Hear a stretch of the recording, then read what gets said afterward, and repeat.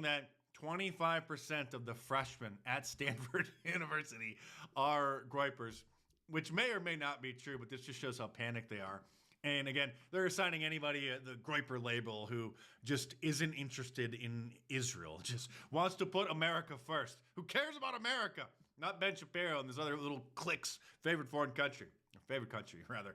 Also, they've estimated that 30 to 40% of young conservative staffers, okay, in the political movement in Washington, D.C. are fans of Nick Fuentes. The Zionists have even lost Kirk Cameron. A Zionist, if you've been living under a rock, are the people that fervently support ethnic Jews having the land over there in Israel. And listen, I don't care if they have their own little country over there. I don't want to hear about their border disputes. I don't want to hear about their problems. I don't want to pay for their problems. Just have a good time. Leave us out of it. But the reason this has become such a point of contention, I'll play this clip in just a moment, is because so many Christian Zionists and non-Christians, Jews, have been misinterpreting a verse in the book of Genesis and other parts of the Bible where they claim that you must support Israel, otherwise God will curse you. You must support the Jewish people, half of which don't even believe in God at all, half of which are ethnic Jews, not religious Jews. Okay, Israel is a secular country. It's not a theocracy. I'll get more into that in a moment. But here is Kirk Cameron, who starred in like the biggest Zionist pre-trib, which is just a garbage interpretation of theology, pre-trib movies, the Left Behind series. Well, here's him today after he finally woke up. We are commanded as Christians to support the government of Israel? We are commanded to support Israel. I know the verse that Tucker Carlson's talking about in Genesis actually doesn't say Israel. It says that those who bless you, Abraham, this was before Israel, will be blessed by God, and those who curse you, Abraham, will be cursed by God. Yeah, that's in the book of Genesis, okay?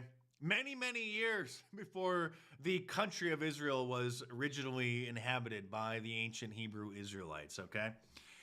Jesus demystifies who the children of Abraham actually are, and Paul absolutely clarifies it. For not all who are born into the nation of Israel are truly members of God's people. Well, that sounds like it contradicts what Ted Cruz just said. Being descendants of Abraham doesn't make them truly Abraham's children.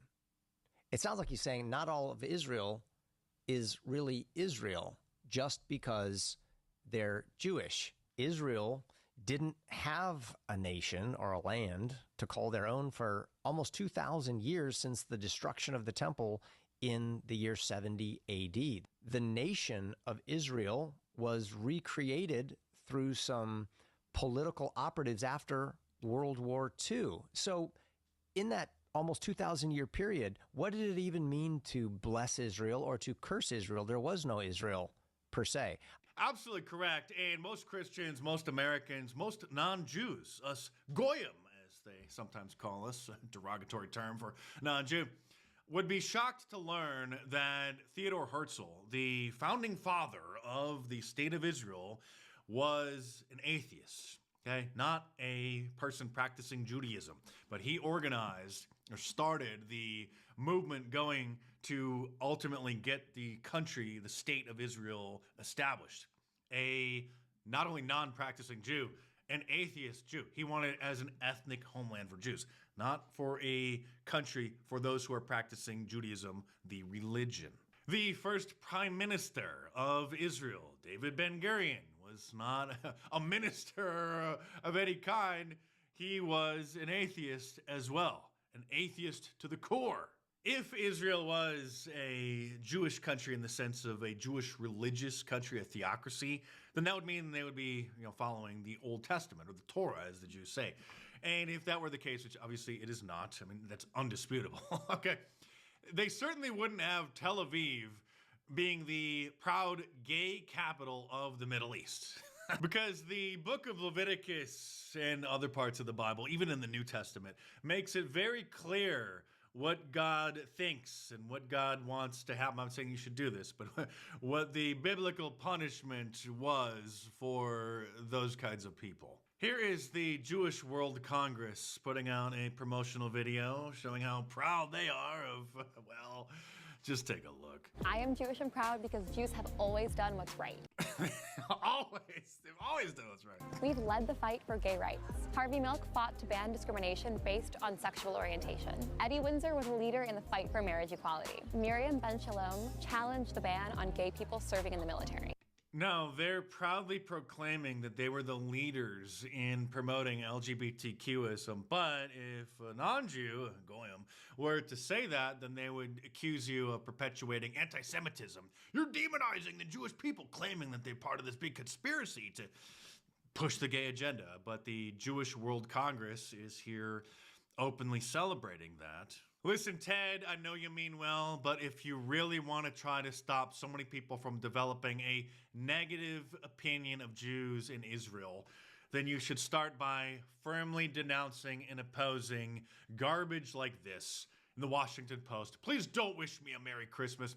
It's impolite and alienating to assume I follow your religion. Written by a Gino, a Jew in name only, an ethnic Jew.